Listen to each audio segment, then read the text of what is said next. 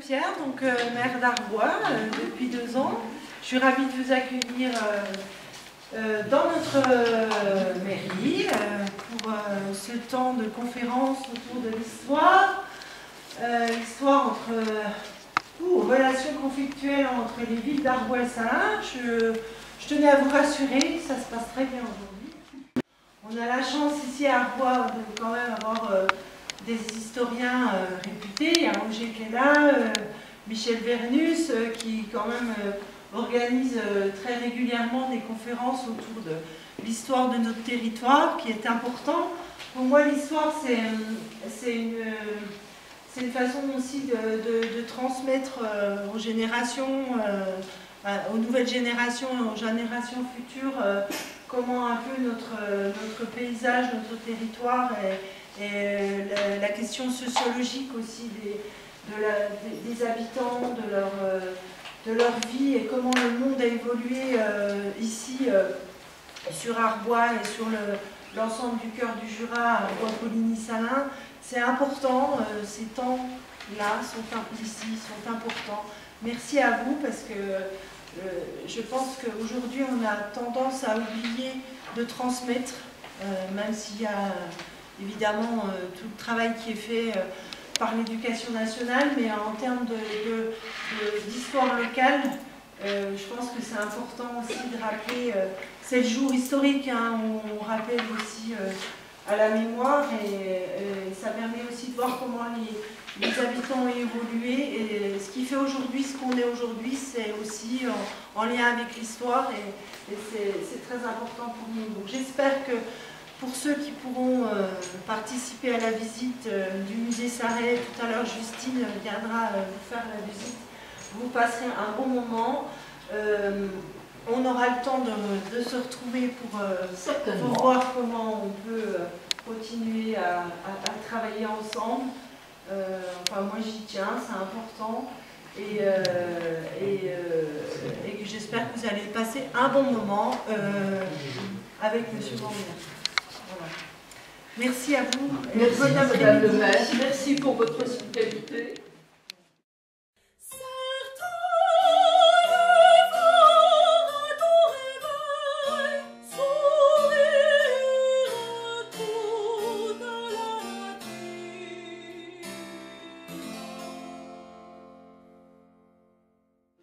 Je voudrais remercier, en ouvrant cette réunion, non seulement la mairie d'Arbois qui nous a accueillis si aimablement, mais également M. Vander, qui a remercié aussi Evelyne Guillaume, qui a eu toute la peine de transporter un rétroprojecteur et un ordinateur pour assurer l'intendance.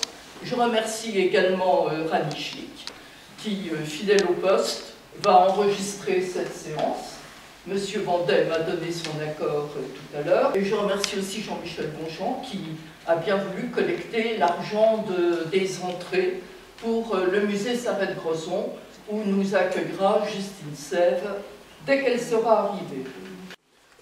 Tout à l'heure, nous avons excusé auprès de Madame le maire Pascal de Maulmin qui, à l'époque où elle était conservatrice du musée Sarret-Grozon qu'elle a fait rouvrir, s'appelait Pascal de la Mourère, et donc elle garde un excellent souvenir de son séjour à Arbois, mais elle est retenue aujourd'hui par une réunion de famille, elle ne peut pas être des nôtres. Je dois aussi excuser Sylvie Demotte, et puis Evelyne Herbillon, qui elle aussi est retenue par une fête de famille. Je pense que je n'ai rien oublié, nous serons donc une vingtaine tout à l'heure pour la visite du musée Sarret-Grozon, et nous y rentrons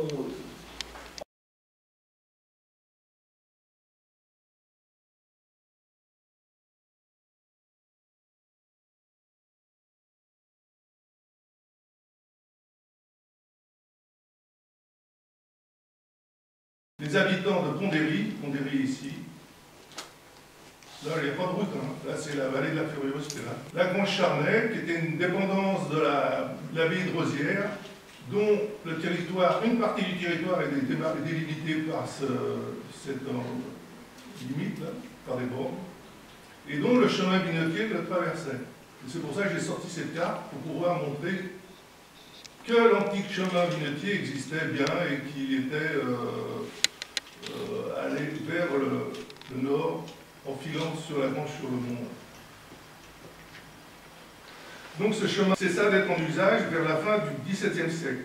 Non pas faute de trafic, mais principalement lié à des manques d'entretien conséquents sur tout son parcours et aussi dû aux aléas climatiques et mouvements incessants des terrains traversés. Devant les difficultés rencontrées, les voituriers faisant transporter les vins d'Arbois par l'ancien chemin binotier, devenu hors d'usage, n'avaient qu'une seule possibilité.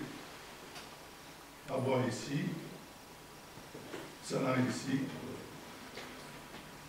pour entreprendre leur commerce vers les contrées de la montagne. C'était de transiter par Salins. On voit bien qu'il n'y a pas de possibilité pour Arbois de pouvoir contourner Salins, à part ce vieux chemin binotier qui était hors d'usage. Cet extrait de la carte de 1748 de Jean Quéret, ingénieur des ponts et chaussées, dont on parlera plus tard, à l'intendance de Franche-Comté, nous montre bien que Salins était incontournable, la plaque tournante des grands chemins, venant de Besançon par Quingey, de Dole par Mouchard, pour aller vers Nance ou Sainte-Anne, ou pour Pontarlier, où il fallait passer irrémédiablement par Salins. Et ça, malgré, entre autres, la nouvelle voie de communication faite par les Assures, dite branche de Salins-Arbois, numéro 5010, commencée en 1734 et ouverte au public en 1738, les voituriers transportant les vins d'Arbois n'avaient pas d'autre choix que de devoir passer par Salins. Ce choix fut fortement contesté par Arbois, pour qui protesta dès qu'ils en eut connaissance en mai 1730 auprès de l'intendant, considérant que d'emprunter cette nouvelle voie augmentait le temps de trajet d'au moins 1 heure, ce qui était contraire au règlement des grands chemins, qui cherchait à rendre les trajets plus courts, favorisant le développement du commerce. On peut penser que l'initiateur de traverse, par les Assures,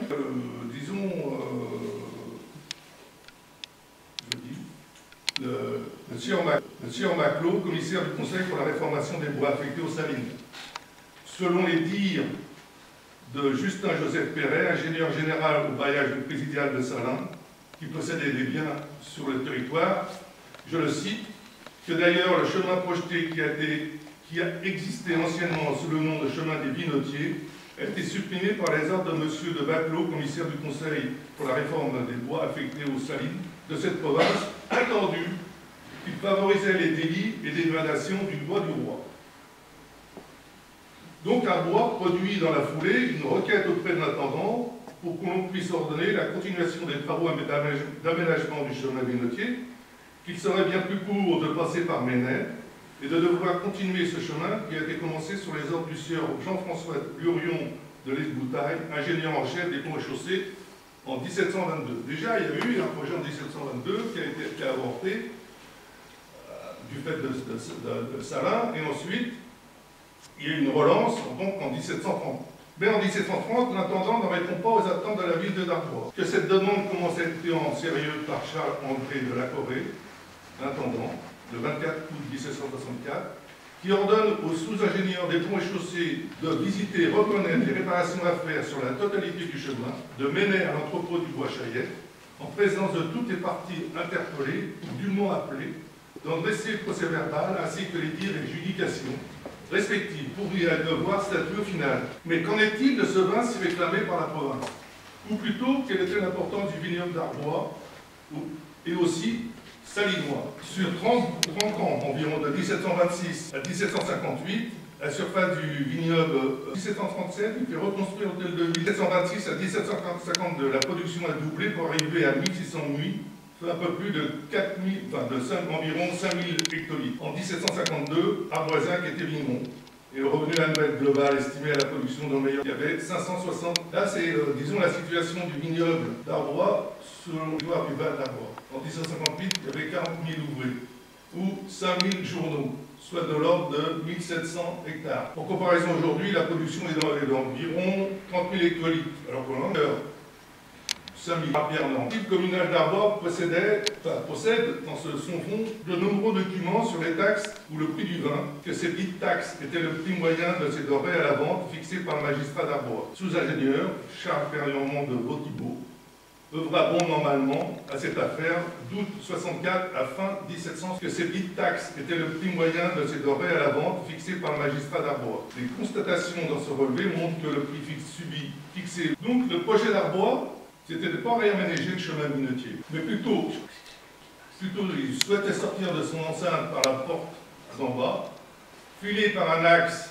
plus aisé tirant vers le village de Ménay, et remonter les monts de Ménay pour aboutir jusqu'à l'abattoir Mittorion, malgré les quelques écueils au niveau des aliments sur le territoire de Ménay. Parce que le chemin traversant le village était vraiment étroit, il a fallu réhabiliter ce bout. La croix Mittorion, la localisation de cette croix, selon le plan cadastral de 1810, serait située sur le territoire de Ménay, parce qu'aujourd'hui elle n'existe plus, au Grand Chaumois, au haut de Ménay, à l'écart de la route impériale. L'ancienne route, le chemin des Vignotiers, le chemin des Vignotiers démarrait là, plutôt, excusez-moi. La nouvelle route, qui a été validée après, c'est celle-là. Et là, on file sur l'origine de l'appellation Mittorion proviendrait d'une famille d'Arbois, citée à plusieurs reprises dans les annales historiques et chronologiques de Busson de Méret, qui sont dès 1479. Il y aurait eu des prud'hommes depuis cette date. Et on voit là, en grossissant le plan cadastral de 1810, cette croix qui est ici, à l'écart du chemin. Là, c'est un chemin toujours empiré. On se rend compte que ce tracé va buter sur un gros écueil. C'est sur le territoire d'Ivry déjà, c'est pas spécifique, mais ce bois, le bois de ces bois, appartient au roi pour l'usage seulement des salines. Et on remarque aussi que, selon les vieux anciens plans de 1707, le chemin a été marqué là, à l'extrémité orientale du bois, on voit des gars. Donc, au-delà de ce bois de ces bois, la demande d'Arbois était de pouvoir passer par Pondéry, remonter vers la grange pour rejoindre l'entrepôt du Bois Chaillet. Alors, le Bois Chaillet, ici, l'entrepôt du Bois Chaillet, aujourd'hui, c'est sur, à sa place, une ferme. Les levées des bois en 1754 montrent une seule bâtisse au bord de la route. Alors, cet entrepôt dénommé Chaillet aurait comme origine cette famille neufchâteloise qui contrôlait la distribution du sel dans la principauté de Neufchâtel. Il faut être attendant pour voir à ce que le chemin de Vignotier soit réhabilité. Mais il semblerait. Alors, on peut aussi se rappeler que ce personnage, on concorde avec les cantons suisses et les Jeannerets, en 1733, ont accepté de salines de Montmoreau, ou plutôt de Lons, ils ont commencé par Fouilly à Lons, et se sont ensuite rétablis à l'étang du Saloir, suite à des lettres patentes de 1733 à 1736. Et ça n'a pas duré longtemps, parce qu'il était en contradiction avec la ferme générale du roi, et il faisait ce qu'il voulait, et on se rend compte aussi que le sel produit par l'étang du Saloir était de très mauvaise qualité. Il semblerait qu'en 1745, les Chaillets déposèrent une réclamation à l'ambassadeur ordinaire auprès des 13 cantons suisses, Jacques-Dominique de Barbery-Courteil, sur les retards de livraison du sel, préjudiciables au canton, que la construction d'une nouvelle n'a pas duré. Je crois qu'il a été éjecté en 1733, enfin avec une énorme compensation financière. Salins, ça c'est Montmoreau, et on voit les entrepôts sur les routes qui vont vers la Suisse. C'est un document qui sort de la place de Truden. Assez rare, puisque Truden n'a jamais fait d'atlas pour la Franche-Comté. Dès mars 1764, il y a une opposition immédiate de Salins. Le Conseil de Salins, à travers la reconnaissance de la demande formulée par Arbois, il met son veto. C'est l'acte introductif d'opposition. Les argumentaires rassemblés dans cette liste seront les principales raisons reprises à maintes fois tout le long de cette procédure. On relève toutefois dans un des derniers mémoires imprimés des contestations de Salins à l'adresse du Conseil du Roi, quelques données quantitatives hypothétiques sur le transmarchement des vins d'Arboise par Salins. Soit disant que la ville d'Arbois, en l'année commune, rendait 8000 muits de vin, qu'elle n'en évitait les 7/8 par les routes royales et 1/8 par Salins. Donc, ces quelques données d'archives montrent que c'est tout à fait erroné, car Arbois, en 1752, produisit environ 1600 muits de vin, et en 62, environ 6 à 7 muits, et en 63, 2 à 3000 muits. On verra plus loin l'évolution de ces octrois. Et on remarquera aussi, et on relèvera surtout aussi, que Salins, dans les corvées des routes, ne comptait jamais. La ville en a toujours échappé. Alors donc, c'est la seule ville de Franche-Comté, durant ces périodes des corvées des routes, qui a toujours été mis à l'écart sans y participer. Les argumentaires fournis par Saint-Foy. La liste des raisons avancées par Arbois est très longue, cohérente et justifiée selon l'intendant qui commence à en prendre seulement la mesure en août 64. Portant l'ordonnance à ce qu'un travail rigoureux soit établi par ces services des ponts et chaussées pour reprendre toutes les parties prenantes, visiter, reconnaître, arpenter les lieux et constater les réparations à faire et en rendre compte de manière explicite à ses supérieurs. Le transmarchement, c'était l'unité de transmarchement était, disons, un char à vin attelé de 4 chevaux transportant 6 carils, soit 450 litres. On a beaucoup d'éléments dans les archives qui vérifient cette donnée de 1482 à 1600. Dans certains comptes, on voit bien que cette unité est cohérente. Et donc une seule trace d'archives aux archives du Jura dans un dossier relatif à cette période permet de saisir l'activité du transmarchement par ces fameux billets de transmarchement délivrés à l'entrée de la ville aux voituriers. Donc là, on n'a qu'une année à exploiter, c'est l'année 1765, pour les mois de mars à mai. Les constatations dans ce relevé montrent que le prix fixé subit de fortes fluctuations permanentes, importantes d'année en année, que son prix va évoluer sur près de 50 ans avec un facteur 9. L'instabilité des prix du vin dans ces périodes du XVIIIe siècle était en corrélation avec la loi du marché, les variations climatiques ou autres éléments comme la croissance économique. Une donnée tout de même extraite du Conseil de la Ville sur l'année 1763, la production était médiocre. Bah, là aussi, moins un quart par rapport à 62, soit environ 2 à 3 000 nuits. Et on constate une flambée des prix dès 1768 pour atteindre des prix records. Alors une nuit, c'est environ 300 litres, 302 litres. Et si on compare avec le domaine viticole de Salins, Salins en 1758 n'en possédait que le quart par rapport à Arbois. Je peux rappeler aussi qu'un journal égale l'ordonnance d'un intendant d'août 1764 va contribuer à un organisme grossier sur ce qu'aujourd'hui elle existe dans le comté de Bourgogne au XVIIIe siècle, la gouvernance de l'intendant. Et on voit que ceux qui sont intervenus dans cette affaire, c'est Jean Quéret, principalement, breton d'origine, une carrière brillante au sein de l'intendance. En Franche-Comté, il arrive à Besançon en 1735 à l'âge de 32 ans. Dès son arrivée, il fait construire le pont de Grès. Il fait reconstruire l'église Saint-Georges de Vesoul. En 1736, après l'incendie de Pontarlier, il donne des plans, mais rien n'apparaît dans ces billets de transmarchement de livraison pour les cantons suisses, qui est assez sûr. Alors les communautés pour et contre la réhabilitation du chemin minotier. On voit que Arbois, bien sûr, menait suivant Pondéry, aussi Andelot. Alors Andelot était d'accord, mais à condition que le chemin repasse par chez eux. Pontarlier joue. Bon, bah, tout ça, c'était lié à la problématique de la disette d'argent, qu'il était impossible de commercer avec les villes et villages plus bas qu'Arbois, et que les octrois à l'entrée de la ville de Salins étaient exorbitants.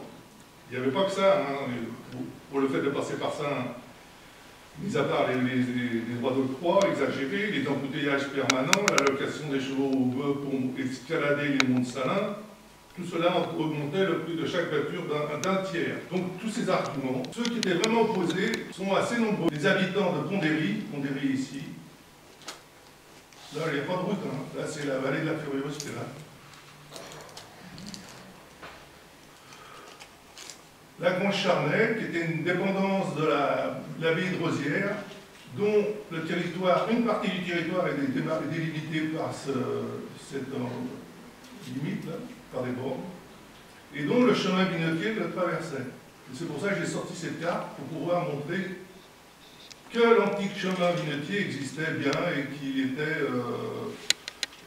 allé vers que le chemin empiétait sur des héritages communaux, etc., etc.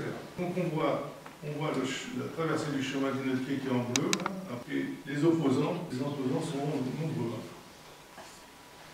Mis à part ça, ça ne les dérangeait pas, mis à part les autres fois. Mais on verra plus tard que ça n'a pas eu d'incidence sur les autres. Alors ce dénivelé, au-delà de l'ordonnance d'août 64 de l'intendant, enclenché au cours d'une enquête par les services des ponts et chaussées, ces services en charge de celle-ci, déjà à partir de janvier 64, accumulèrent tous les écrits des délibérations des communautés, des oppositions, avis, réfutations, mémoires en réponse, l'observation de toutes les parties concernées par cette affaire, et aussi les copies conformes des pièces justificatives présentées et inventoriées. C'est seulement en octobre 1765 que va commencer sur le terrain d'Arbois. Alors, il n'y a pas que les relevés d'arpentage qui ont été faits d'Arbois au Bois-Chaillet. Il y a eu aussi les toisées visites par les Arsures, par les Engoulirons, ainsi que le Bois-Chaillet à Salins. Il y a eu beaucoup de travail. Donc, à la suite de ces déplacements, Arbois comme Salins adressèrent à l'enquêteur de nouveaux mémoires et pièces complémentaires justifiant leur. Et on voit ici, là, le bois de ces bois. On dérive en creux, la Grange Favier, et on remonte dans la Grange sur le Mont pour arriver à l'encontre. Donc là, la plus difficile, c'était ce tracé-là, ce travail de pont et chaussée ici. Là. Et ainsi, à l'occasion du conseil municipal d'Arbois, en octobre 67, est communiquée la lettre de l'intendant, la Corée, informant officiellement aux habitants d'Arbois de faire ordonner le rétablissement du dit chemin. Mais Salins n'a pas dit son dernier mot. La riposte ne tarde pas. Les officiers de la maîtrise des salines firent défendre publiquement dans ce ressort de travailler au chemin dans toutes les parties dépendantes des forêts du roi. Alors il n'y en avait pas beaucoup, il y en avait là, il y en avait là. Malheureusement, pour ne rien arranger, la situation se dégrade début novembre 67, alors que de nombreux Arboisiens et Moinoulis travaillaient à extirper des broussailles sur les pentes du mont de Ménet, pensant être sur les communaux de la communauté de Ménet, selon l'avis et le marquage réalisé par les commis des ponts et chaussées. Les gardes forestiers des Salines interviennent. Ils constatent les faits la première fois en novembre, qu'un essartage de rejet de 5 à 6 ans, sur environ 750 mètres de long et 10 mètres de large, dans le bois de la Pommeraie, puis une coupe franche de rejet de 8 à 10 ans, dans le bois de Crécil, pour moins de 400 mètres de long. 1767, le représentant des habitants de Ménet, ainsi que le réchevin devant le procureur du roi, Abri Garcier, juge commissaire subdélégué par le roi aux Salines de Salins. Les défenseurs, pour plaider leur cause, soumettent 6 arguments défendables. Le premier, qu'ils ont et auront toujours le respect possible envers les officiers de la maîtrise des réformations des Salines de Salins. On le verra plus tard, pas très loin, pourquoi ils ont avancé déjà ce premier argument. Le deuxième, qu'ils ne voient point comme un délit de bois la petite quantité de coupe qui a été faite de petites broussailles au bord des héritages pour l'emplacement du dit chemin royal. Troisièmement, que ce chemin se fait par les ordres de M. de la Corée, intendant de Franche-Comté, et que le contenu de ces ordres est présenté à l'audience comme pièce justificative. Quatrièmement, qu'à la suite de ces ordres et celui du sieur Landry d'octobre 1767, un rendez-vous de chantier avait été pris sur la portion du chemin réalisé qui avait été effectué avec Piquet et Cordeau, pour le octobre 67. Que les sous-ingénieurs Fligné, Normand et Pirot des ponts et chaussées avaient marqué le dit chemin et avaient fait couper des broussailles en très petite quantité proche des héritages. Et dernièrement, qu'il faudrait plutôt s'adresser à ceux qui ont jalonné le terrain, Fligné, Normand et Pirot, des ponts et chaussées. Les défendeurs demandent d'être renvoyés sans amende ni dépens. Le procureur statue à l'audience que les pièces présentées seront présentées à François-Marie Maréchal de Longueville, commissaire général du Conseil pour la réformation pour décision, mais jusqu'à là, interdit à tous les habitants de Ménet et à tous les autres pour les travaux et les condamne toutefois à 500 livres chacun. Le commissaire général ordonne que le jugement du 16 novembre soit exécuté suivant sa forme et sa teneur. Il s'ensuit en la ville d'Arbois un tollé d'indignation contre Salin. Une procédure dite criminelle est engagée dès le 19 novembre 1967 par le même procureur du roi et ordonne aux gardes forestiers royaux de faire contrôler l'application du jugement. Considérant que ces actes commis sont une contravention aux ordonnances des eaux et forêts, le garde royal leur fait un commandement de par le roi de cesser les arrachements. Le syndic d'Arbois, Pierre Doriveau, présent le contredit et demande aux ouvriers de continuer leurs travaux.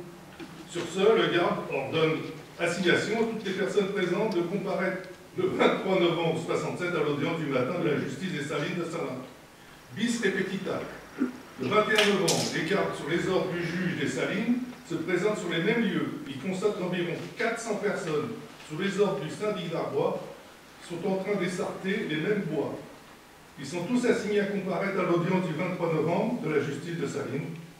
Tous, sauf, ils ont cité 24 arboisiens et 6 Montmagny, tous identifiés par les gardes. Provocation ou pas, le syndic d'Arbois convie tous les ouvriers à se retrouver le matin du jour de l'assignation sur les lieux des ouvrages aux travaux d'arrachage.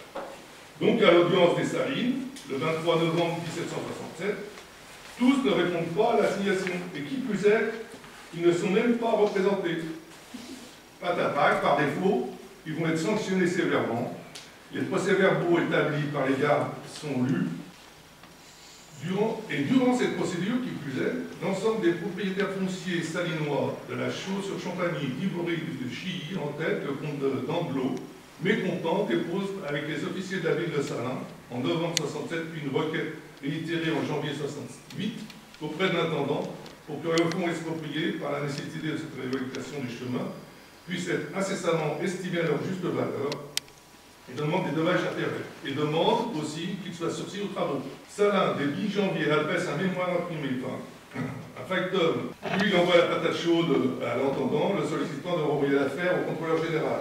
Par ordonnance du 20 décembre 1767, alors vous avez... le commissaire du Darcier, suite à l'instruction des pièces et au procès d'édit extraordinaire instruit par le procureur du roi, 8 arboisiens, dont un procureur syndic, accusés d'avoir tenu des propos indécents, injurieux contre la juridiction de la réformation des lois, et voulu battre les gardes royaux dans leurs fonctions, sont pris au corps et conduits dans les prisons des Salines pour être interrogés. Arbois faisant l'amalgame devant ce qu'elle considérait comme des manœuvres scandaleuses, des abus de pouvoir intolérables, d'amendes aux biens et aux personnes condamnées à des amendes énormes et d'emprisonnement, et vent debout contre Salins.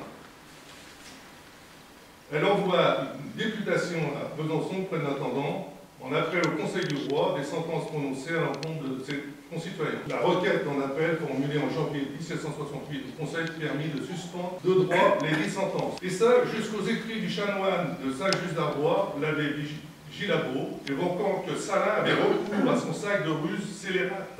L'intendant, ne savons pas faire, dans une missive à Truden père, le supplie bien de faire défense au juge. Alors, Truden était à l'époque directeur du commerce en France, en charge de l'intendance des finances des ponts et chaussées, et il siégeait aussi en tant que conseiller d'État au sein du Conseil des finances du roi. Donc l'intendant supplie Truden de bien faire défense au juge des Salines de remettre à exécution leur jugement, attendu que même si celui-ci était régalien dans sa forme, il serait cependant dans son fond injuste de faire supporter à des particuliers des actes dont lui seul était responsable. Les archives détiennent un factum imprimé de l'état de contestation d'Arbois pour la défense auprès du Conseil du roi qui commence par, je vais citer un peu ça, « Dans quelques erreurs n'entraîne pas l'aveugle manie de se croire le centre de tout, l'injuste passion d'attirer tout à la fois, sans égard au reste des hommes, que de vulgaire dont la sphère d'idées ne s'étend pas plus loin que les bornes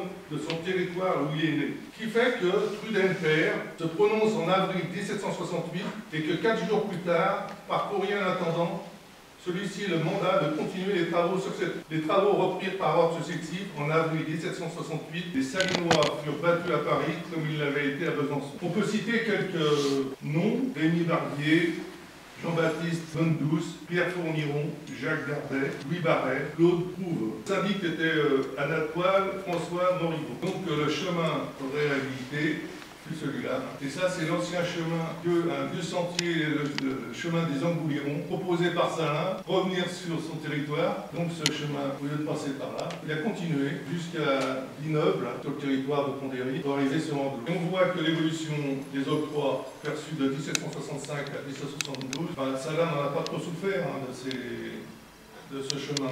Donc l'antique chemin de Vinetier devint en 1786 la route de 3e classe, numéro 47, tronçon d'Arbois à Pontarlier, puis aujourd'hui dénommé D107. J'ai relevé ce tableau montrant, soi-disant, l'ingénieur Jean-Rodolphe Perronnet, inspecteur général des directeurs du bureau des plans il a été nommé de 1754 à 1792, premier ingénieur des ponts et chaussées, architecte du roi, et directeur du bureau des plans et des élèves pour l'emploi des ingénieurs des ponts et chaussées à l'école, comme je disais, du quartier du Marais.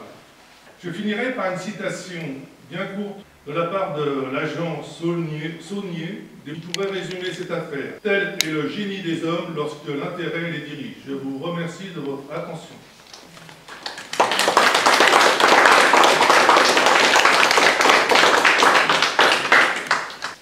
Alors vous avez parfaitement comblé les attentes de votre auditoire. Merci beaucoup. En tout cas, vous nous avez rappelé l'importance dans l'économie pontoise des rapports entre les villes de Salins, d'Arbois avec les cantons suisses. Et puis, vous avez aussi évoqué en chemin, si je puis dire, la croissance, en définitive, la croissance économique du beau XVIIIe siècle.